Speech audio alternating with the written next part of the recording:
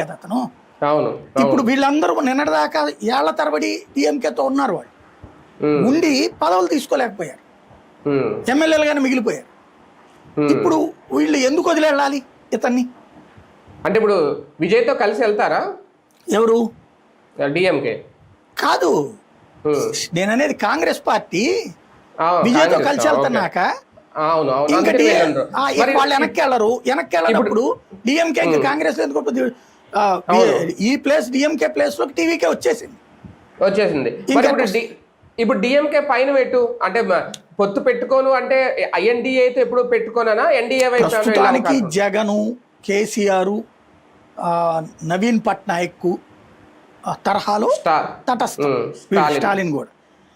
కాకపోతే భవిష్యత్తులో ఎన్డీఏలో చేరచ్చు, ఎందుకంటే ఒకప్పుడు ఎన్డీఏలో ఉన్నారు, వాజ్పేయి ప్రభుత్వంలో మంత్రిగా ఉన్నారు.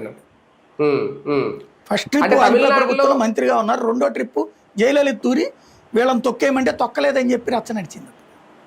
తమిళనాడులో బీజేపీ బలం పెరగాలంటే డిఎంకే కనుక ఎన్డీఏలో చేరితే అది సాధ్యం అవుతుందా? చేరితే ఏం సాధ్యం కాదు, బీజేపీ ఇంకేం స్కెచ్ చేస్తో తెలియదు. నాకు అనిపిస్తుంది ఏంటంటే మనం గెలవలేనప్పుడు మన శత్రువు నాశనం అయిపోవాలి, ఆ తర్వాత స్పేస్ ఆక్యుపై చేసుకోవాలి. దీనికి చాలా ఓపిక కావాలి. పంజాబ్లో అకాలీదళతో సుదీర్ఘకాలం పాటు ప్రయాణించింది బీజేపీ, ఎదగల.